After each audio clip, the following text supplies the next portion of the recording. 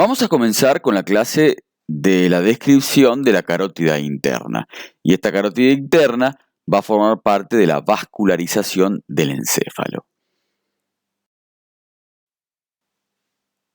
Y así podemos decir que las arterias llegan al cerebro por las dos carótidas internas, que es rama de la bifurcación de la carótida común, que a la derecha se origina del tronco brachiocefálico, mientras que la izquierda nace directamente de la aorta. Y esta irrigación o vascularización del encéfalo se completa por las dos arterias vertebrales, que son ramas de la subclavia, tanto derecha como izquierda, que luego de ingresar por el agujero magno se unen para formar el tronco basilar y de allí formar o dar la irrigación de la parte posterior del encéfalo. Mientras las arterias carótidas llegan por separado, las arterias vertebrales se unen en el cráneo para formar al tronco de la arteria basilar, que es la que luego va a dar las ramas para terminar formando el círculo arterial cerebral o polígono de Willis, que está ubicado en la base del cráneo alrededor de la glándula hipófisis.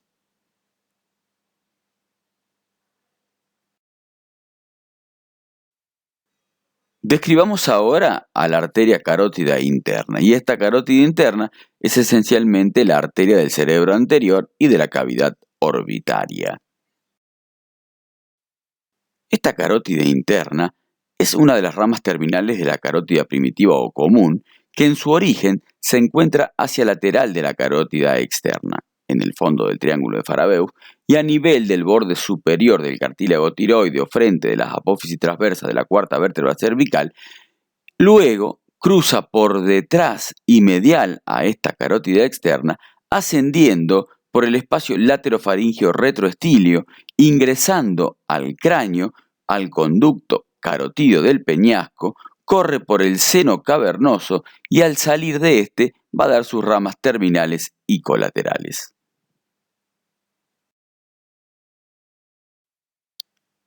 Por lo tanto, en su recorrido, esta carótida interna describe diferentes porciones, que van a ser una porción cervical, una porción petrosa, es decir, dentro de la porción petrosa del peñasco, una porción cavernosa, que va a estar dentro del seno cavernoso y en la cara lateral del hueso esfenoide, del cuerpo del esfenoides, y por último, una porción cerebral.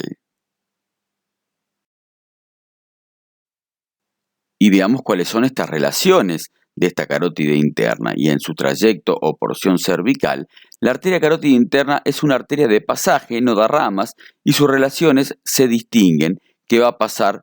en la porción superior de la región esternocleidomastoidea, va a estar delimitada por una pared lateral formada por el músculo esternocleidomastoideo, una pared posterior delimitada por la cara anterior de las vértebras y de los músculos prevertebrales, y una pared medial constituida por la pared faríngea. En el espacio laterofaríngeo retroestilio penetra en él pasando por la cara profunda del músculo digástrico. Y aquí tenemos un esquema de un corte transversal del espacio laterofaríngeo retroestilio por donde transcurre la carótida interna y que va a estar delimitado adelante de lateral a medial por el vientre posterior del músculo digástrico, por la apófisis estiloide de la porción petrosa del hueso temporal, en donde se insertan los tres músculos estilios y el alerón lateral de la faringe que conecta al músculo estilofaringeo a la pared faríngea.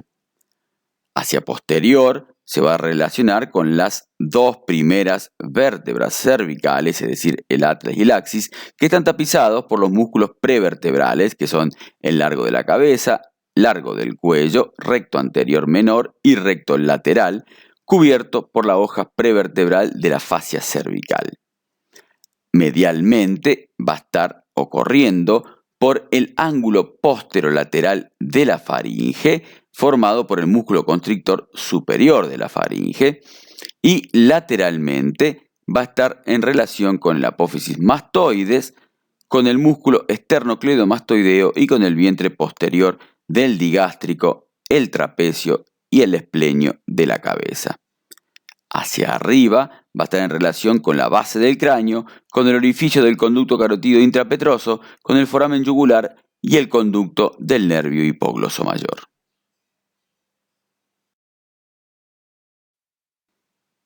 Veamos ahora cómo es el contenido de este espacio laterofaringeo retroestilio por donde corre la carótida interna. Y vamos a ver que está formado por, obviamente, la carótida interna, por la vena yugular interna, por el nervio vago, el accesorio espinal o 11 par craneal, por el nervio glosofaringeo o noveno par craneal, el nervio hipogloso mayor o 12 par craneal, con el tronco simpático cervical, con el ganglio retrofaringeo y con el ganglio yugulodigástrico. Es decir, que todos esos elementos conforman el contenido del espacio laterofaringeo retroestilio por donde corre la arteria carótida interna. En el conducto carotídeo, la arteria carótida interna transcurre por la porción petrosa del hueso temporal y está en contacto con las paredes óseas del conducto carotídeo de este hueso. Este trayecto es sinuoso y termina a la altura del foramen lacerum o agujero rasgado anterior que está cerrado por un fibrocartílago por encima del cual la arteria emerge hacia el seno cavernoso a nivel del vértice de la porción petrosa del hueso temporal.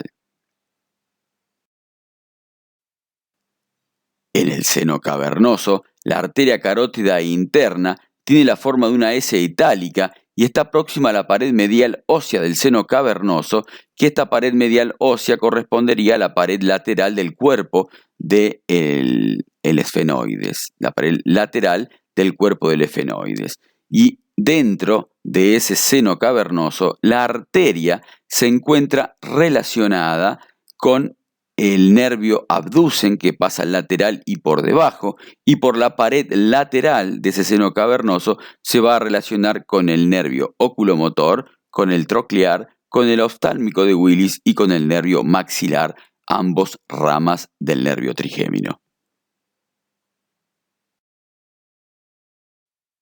La carótida interna, en su porción cerebral, emerge del techo de la dura madre del seno cavernoso y se encuentra en la pared anterolateral de la cisterna quiasmática lateral al nervio óptico, dando allí sus ramas terminales y colaterales.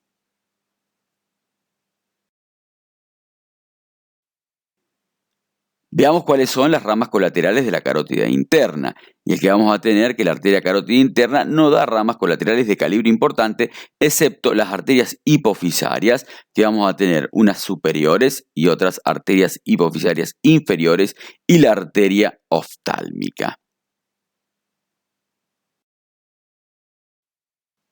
Esta arteria oftálmica pasa de la cavidad craneana a la órbita a través del agujero o foramen óptico que primero corre lateral del nervio óptico, luego lo cruza en X para ubicarse en la cara medial de la órbita y así dar sus ramas terminales que son la nasal dorsal y la frontal medial.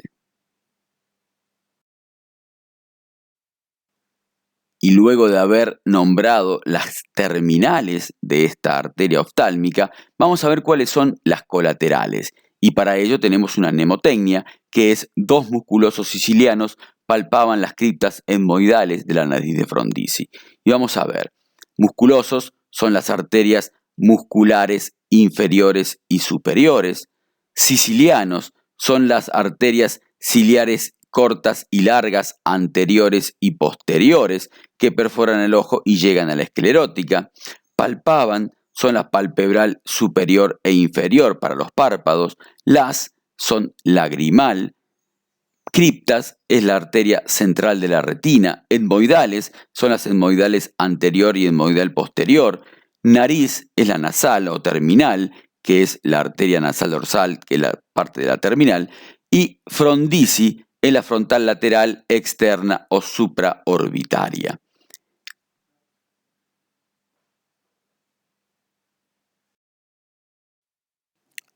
Como ramas terminales de la carótida interna, vamos a describir a la arteria cerebral anterior, a la arteria coroidea, a la arteria cerebral media o silviana y a la comunicante cerebral posterior.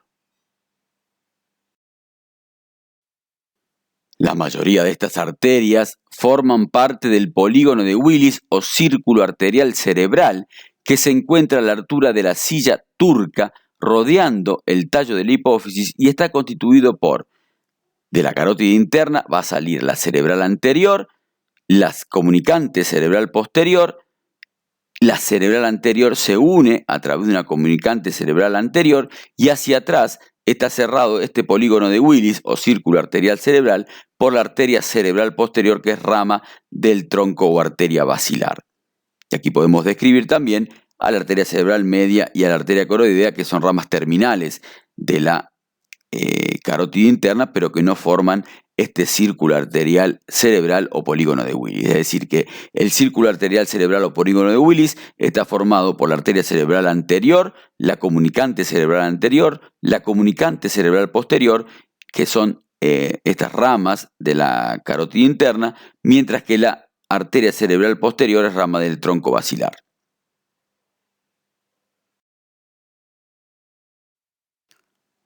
Muy bien, y con esta imagen hemos llegado al final de la descripción de la carótida interna y con ello la explicación de